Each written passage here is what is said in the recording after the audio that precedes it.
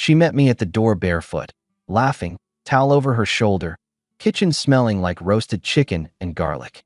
"You're early," Emily said, pulling me in. I was just about to mash the potatoes. I set my bag down. "I called last night."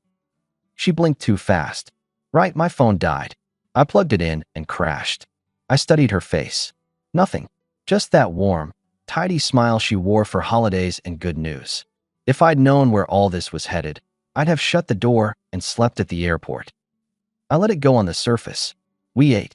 She poured me iced tea, slid the biggest piece of pie onto my plate, asked about Dallas and the warehouse audit.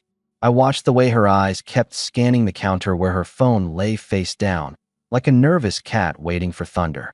When it buzzed once, she covered the screen with her palm and bumped it into a drawer. "Spam," she said, too bright. "Sure," I replied, passing salt. "Spam always knows when dinner's ready." She laughed, and the sound was familiar enough to dull the edge. After dishes, she folded my shirts from the suitcase while I told a story about a forklift that wouldn't start. She kissed my shoulder, the casual, practiced kind. Normal. Exactly the kind of normal a man wants to live in. "You good?" I asked finally, leaning on the doorway. "I'm home." She snapped a drawer shut. "Happy you're home."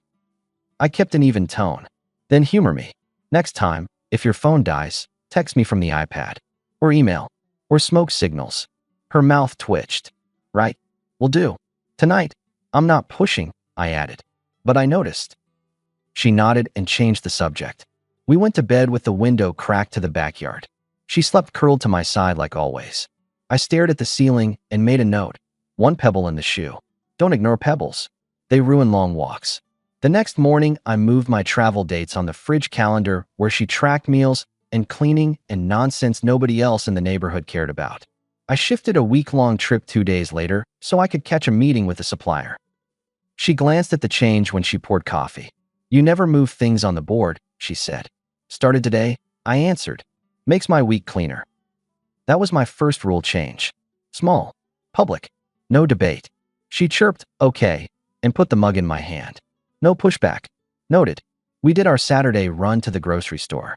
In the cereal aisle, her phone buzzed again. She checked the screen and turned the phone sideways. "Spam?" I asked, picking oatmeal. "Yep. Same car warranty guys," she said, fist crinkling the bag. The joke was lazy, but she sold it with a head tilt, and I let it pass. Back home, she folded laundry in the living room while some home show argued about backsplash tiles. I walked by her phone on the coffee table. No lock screen previews, just a clean clock. She'd turned off notifications that show content. "New. Hungry again?" she asked, catching my stop. "For information," I said, and held her stare a beat. She put the shirt down. "What are you doing?" she asked softly. "Watching," I replied. "Because I care." She exhaled. "Don't turn this into something." "I'm not," I said. "Just don't make me guess." She stood, wrapped me up, pressed her cheek to my chest. "I know," she murmured. "I'm sorry about last night. That's all." I nodded into her hair. An apology, soft enough to dampen questions. I didn't fully buy it, but I recognized a tactic. When a man names a pebble, lay a rug. Sunday night we grilled in the yard. She joked about me torching the burgers. Our neighbor, Vince, leaned over the fence with a beer. "Look who's back," he called. "Mr. Frequent Flyer." Emily waved. "I keep him fed so he keeps flying." I drawled. "She feeds me so I don't wander into traffic." Vince laughed and saluted his beer. Emily shot me a look that said stay in the bit. I stayed. Monday, I flew out. I left early, didn't wake her, left a note on the stove that said, "Lock the back gate and drink water." On the plane, I checked my messages. 3 from her. "Love you. Be safe. Send me hotel info." I sent it. She sent a selfie with a spatula like a sword. The man beside me, middle-aged, tried to make small talk. I pretended to sleep. In Jacksonville, a week of meetings and forklifts and bad coffee. She kept up the steady stream. Pictures of the dog next door, a new recipe, an update on the HOA arguing about fence heights. Every lunch break I called. She picked up cheerful and busy. Normal. The pebble felt smaller. On Thursday night, it didn't. I called at 9. Straight to voicemail. Called again. Twice. She declined the second call, then nothing.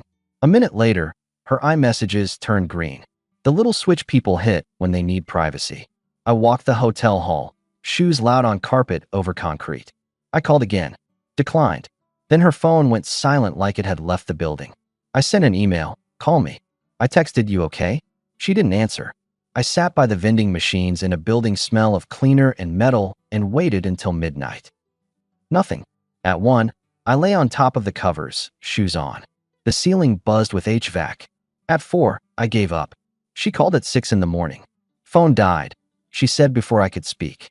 I fell asleep on the couch. Charger wasn't in the outlet. I'm sorry. Please don't be mad. I'm not mad, I replied flat. I'm not 5. So we're okay? She asked. We're talking, I said. Grab a car charger today. I will. Send me a picture of the charger when you buy it. I added. She paused 2 beats. Okay, she said slowly. I will. By noon, she sent a photo of a charger in a plastic bag on the passenger seat of her car. Price tag still on. I sent a thumb up. Initiative. Verification. Her return volley. Compliance photo. Noted.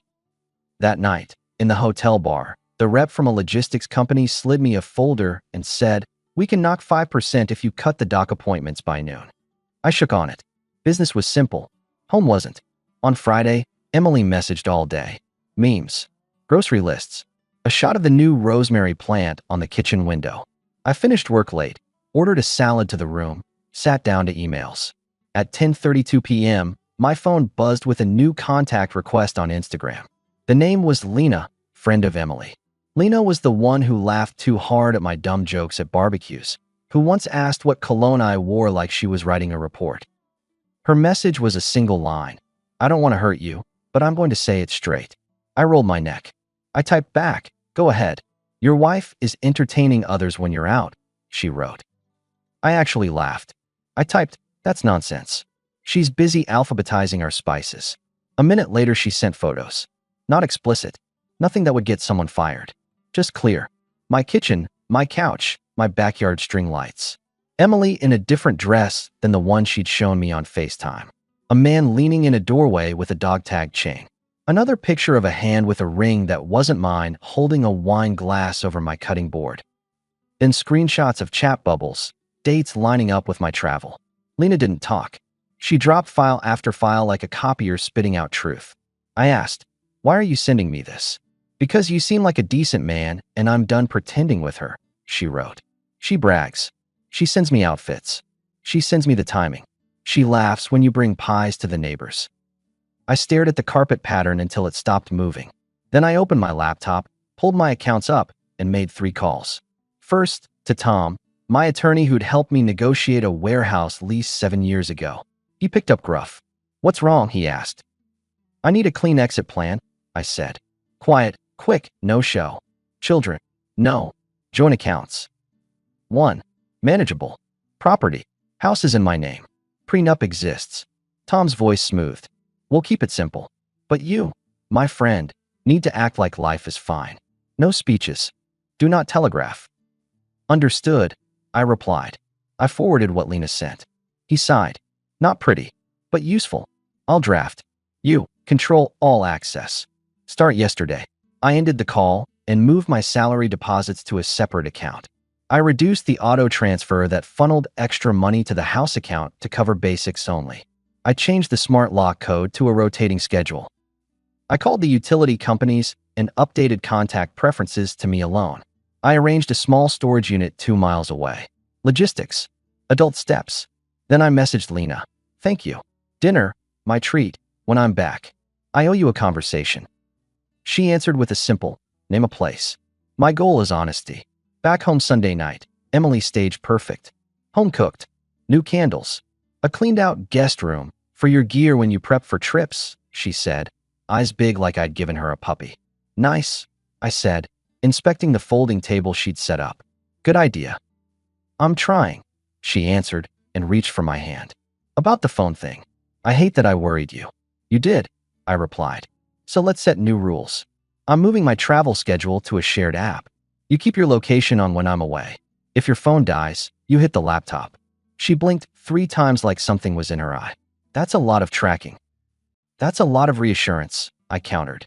And if it's too much, We don't need to pretend we're on the same page. She swallowed. I said I'm trying. Then it's simple, I said. It makes my job easier. It helps me sleep. She nodded slowly. Illusion number 1.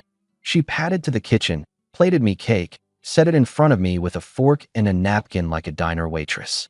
You're the only one who ever liked this frosting, she said. It was sweet and heavy and always too much.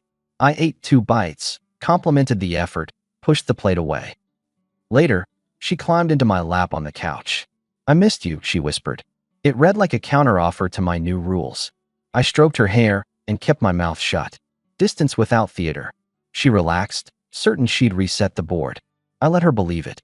Monday morning, I left the house early without my usual note. On my way to work, I pulled into a storage facility and signed a month-to-month lease. I stacked a clean row of plastic bins inside with labels, documents, tools, mementos. I didn't bring much, just enough to make changes quick later without a scavenger hunt.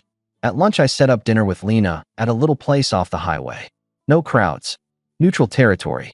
I messaged Emily, running late, client call. She sent a thumbs up and a heart. From her, even hearts felt managerial now. Lena arrived in a denim jacket and a ponytail, looking like someone who could sell you a car or drive it faster than you. Thanks for meeting, I started. She cut in. I'm not proud of sending that, but I couldn't watch it anymore. I need to understand your angle, I replied. People don't set their friend on fire for fun. She straightened a napkin. I like you. I always have. You bring chairs back after barbecues. You fix the gate without asking anyone to notice. Watching her treat you like a layover made me crazy. Layover, I repeated, tasting the word. So which is it, saving me or trying to collect me? She held my eyes. Both. I let a beat sit. Honest, I figured you'd respect that, she said. If you hate me for it, fine. I won't send another thing. But I wasn't going to let you live in that museum of kindness she built while she held a second set of keys. I leaned back. Tom's preparing papers. I'm not here to gossip. I'm here to say thank you and to set terms. I won't be your rebound. I won't be anyone's prize. She smiled without showing teeth. I suspected. What are your terms? Friends, I said. Solid boundaries. You helped me out of a fog. For that, I'll always owe you. But I'm not starting anything until the ink is dry. Might be longer. Fine by me, she answered. I wanted you to see the game. You decide how you leave the table. We ordered salads. We talked about normal things. The plant nursery opening near the river, her brother's new dog, road construction that never ends. Halfway through, she pivoted back. What are you going to do at home? She asked. Act normal, I replied, while rearranging the walls. She tilted her head. Meaning? Budget's separated. House locks are on my schedule. Travel is exact. Access to me is earned. Through respect. Not through casseroles. She laughed once. You're serious. Always, I said. And I'll be where I say I am. If she asks, she gets simple answers. If she throws a scene, she gets distance. She'll test it, Lena warned. She hates losing the stage. Then I'll turn off the lights, I told her. We left the restaurant at 10. In the parking lot, she hugged me. If you don't want to be with me, say it clean, she said against my shoulder. I won't chase. I don't want to be with anyone right now, I answered. I can't be honest to someone else while I'm closing a chapter this loud. She stepped back. Then we're good. I have patience. I just don't have forever. Understood, I said, and opened her car door. We drove off in opposite directions. At home, Emily was on the couch, TV paused mid-scene. Client call run long? She asked. Yeah, I replied, slipping my keys into the ceramic bowl by the door. We had to shift delivery windows. She studied me. You smell like salad. Wild guess, I said. I ate one. She waited for me to volunteer more. I didn't. She pattered toward the kitchen and came back with a mug of tea. I've been thinking about your rules, she said, sitting cross-legged. Location sharing, it feels invasive. But I get why you want it. You don't have to agree, I said. You have to choose. This is what I need. If you can't give it, say so. She opened the phone settings and toggled the location on. She turned the screen so I could see. There, she said. Happy. Not a feeling I chase anymore, I replied. But it'll work. Next week, she switched strategies. She warmed up in public.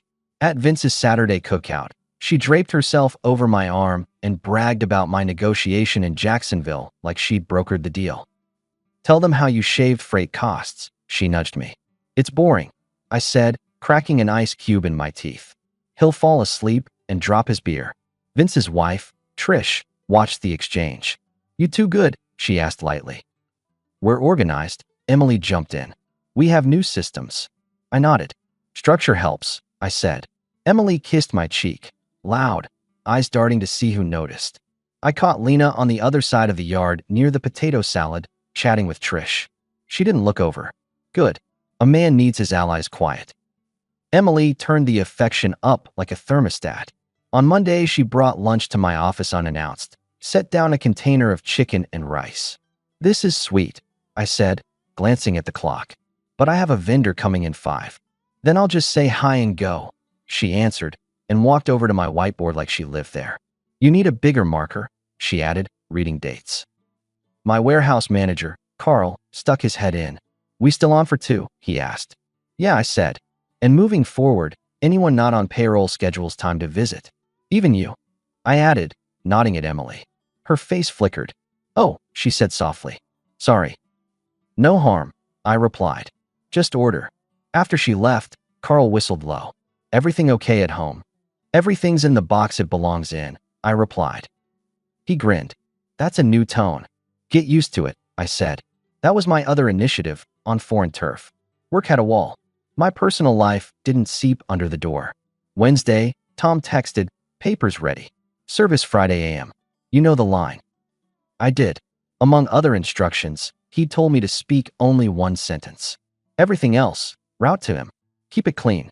Thursday night, Emily made me my favorite pasta and said, maybe we should do a weekend away. Reset. I'll book a place by the lake. I forked a bite and set it down. I don't reset vacations, I said. I reset with behavior. She blinked. Is this punishment? It's clarity, I replied. I'm not going to throw money at a mood.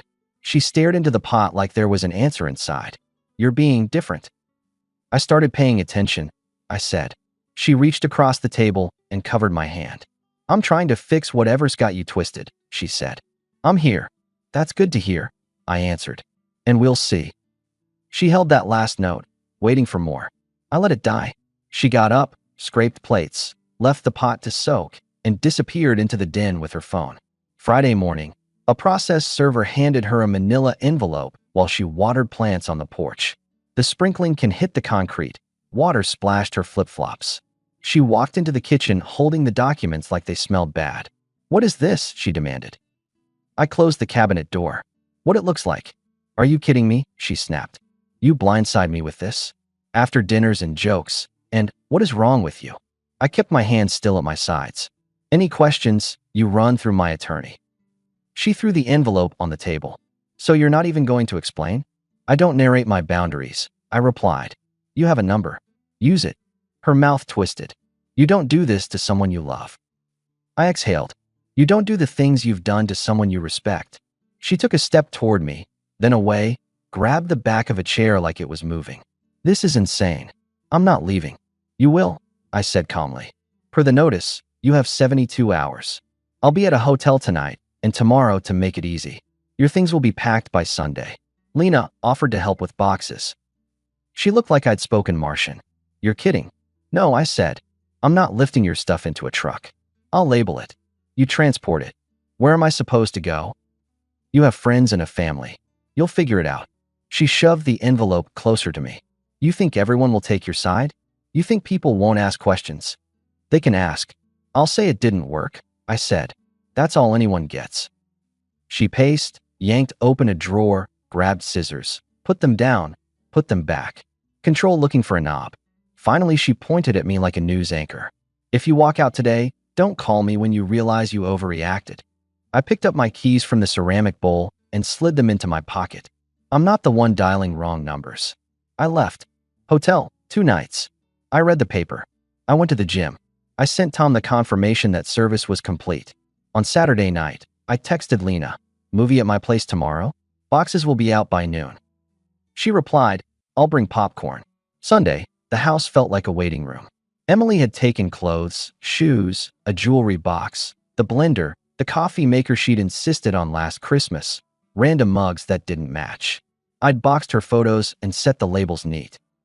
At noon, a small moving van idled outside. Two of her friends carried boxes while she directed, chin high. "Don't bother coming out," she called into the doorway without looking at me. "We got it." "Good," I said. "Take your time." She looked up, startled by my tone. "No heat. Just finished." 20 minutes later, she stood at the threshold with a canvas tote on her shoulder. "You're throwing away something good," she said. I met her eyes. "You had something good and went shopping," I replied. "Now the bill's due." "Bill," she echoed, like the word insulted her. "Everything else is with Tom," I said. "Doors behind you." She inhaled like she might say more, then walked out. The van pulled away. The house settled. 5 p.m., Lena arrived with 2 bags of snacks and a stack of old comedies. She paused in the foyer, looked at the labeled empty spaces where boxes had been. "Orderly," she said. "I do tidy endings," I answered. She set the popcorn on the counter, looked at my face, and read the room. "Congratulations and condolences," she said, simple. "Which one are we leaning toward tonight?" "Congratulations," I replied. "I like clean tables." We watched movies until 2 in the morning. We talked about how you learn to hear your own voice after you've turned off the noise. She leaned into me once. I held the line. "I need to say a thing," I told her when she stood to leave. "I'm grateful. I won't forget what you did. But I'm not jumping into anything. Not this month, maybe not this year." She laughed softly. "Relax. I understand. But I won't promise to wait forever." "I'm not asking you to wait," I said. "Live your life." She hugged me and went home. I slept 8 hours for the first time in weeks. The month that followed was quiet in my house and loud on my phone. Emily messaged daily at first. "We need to talk. At least tell me why. Let's meet for coffee." I ignored it all. It wasn't cruelty. It was a principle. I meant what I said about running it through Tom. She called once from an unknown number. I let it ring, then texted back the attorney's info. She responded with a string of question marks, and then nothing. A week later, I heard she was staying with her sister on the east side and trying to find a sublet near her friend's place. Someone told me she'd changed jobs. I didn't chase details. I didn't celebrate. I filed it under consequences. Meanwhile, I worked. I took the earliest gym slot at 6 a.m. and got strong again. Saturdays, I rebuilt a battered workbench in my garage until it looked like something a father would hand a son. Vince dropped by and helped me hang shelves. "You seem lighter," he said, bracing a stud. "Less inventory," I replied. He chuckled. "Emily okay?" "She's finding her footing," I said. "I wish her well." From a distance. He nodded like he understood. "Because real people do." Lena and I saw each other often in daylight. Walks, lunches, no misunderstandings. She told me about a guy she was seeing, nice, steady, worked in IT, liked baseball and yard work. She described him with a content smile that looked good on her. I felt strangely relieved. "He know about this?" I asked, waving a hand at our shared joke pile of popcorn bowls and movie quotes. "He knows you're my friend," she replied. "He's grown. He gets it." "Good," I said. "You deserve normal." "So do you," she said. "And you're building it." By the time the divorce finalized, my house felt new. New coffee maker. New plates. Same table, but it looked like it belonged to me again. I replaced our bedroom rug with a simple one and moved the bed to the other wall to break patterns. The first night I slept in that new layout, I woke up rested and didn't immediately reach for my phone. Progress. The day the paperwork came through, Tom called. "It's done," he said. "You kept it clean." "I'm impressed." "I had help," I replied. "You had backbone," he countered. "Keep it." We grabbed lunch and didn't talk about it after the first 10 minutes. I paid. He complained about property taxes. Grown-up things. That evening, Lena texted a photo of a pizza and a note. "We're busy tonight. Double date. Proud of you anyway."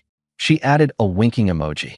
I laughed alone in my kitchen, poured myself a glass of water, and felt something that wasn't anger or grief. It was just space. If you ask me now what I learned, I'll give you the version fit for any table. I learned that kindness without boundaries is just an open bar for people who like to drink free. I learned that keeping your voice calm when your stomach flips is a muscle. You train it. I learned that the best apology I could give myself was action. Once, early on, I would have driven home from the airport grinning at the porch light and the smell of dinner and thought I'd built something unbreakable. Now, I drive home to a quiet house, a garage with tools hung straight, a schedule empty enough for a last-minute call from a friend to watch a game or help move a couch. I don't rush into rooms. I let rooms come to me. Emily texted one more time a week after the papers landed. Can we at least meet for closure? I typed a single answer. You got it. Signed copy attached. Then I attached it. That was the final boundary, paper and pixel. No sermon. No meetup. No moral of the story I owed her. My life is simple now. Mornings at the gym, days at the warehouse, Saturdays in the garage, Sundays with friends. A truck that starts when I turn the key. A house that smells like coffee and sawdust. A phone that rings for reasons I already know. Lena is around, but not like a promise. More like proof that there are people who walk toward the right thing when it costs them something. She's seeing someone who makes her laugh. I shake his hand at parties and mean it when I say, take care of her. He grins. She winks. We're adults. As for Emily, I heard she's renting a small place across town and sharing a car for now. I don't smile at that. I don't scowl either. It's her life to steer. The only part of it that involved me is over. The last time she showed up in my day was an accidental sighting at the grocery store. She was 2 aisles over discussing tomatoes with a friend. I turned down the hardware section, picked up batteries, and checked out. No drama. No eye contact. Back in my truck, I sat for a second and watched a father guide his kid across the lot with a hand on the shoulder, traffic moving around them. Clear rules. Calm tone. Safety and structure. It felt like a good metaphor, but I don't do metaphors, so I turned the key and drove home. If you're expecting a speech about forgiveness or a late-night change of heart, you'll be waiting in the wrong theater. I didn't slam any doors. I didn't burn any bridges. I just built my own road and took it. When the papers arrived and she demanded a reason, I gave her the only sentence anyone like me needs. Everything through my attorney. That line closed my book with her. My final words to myself were simpler: don't argue. Decide. And then I did.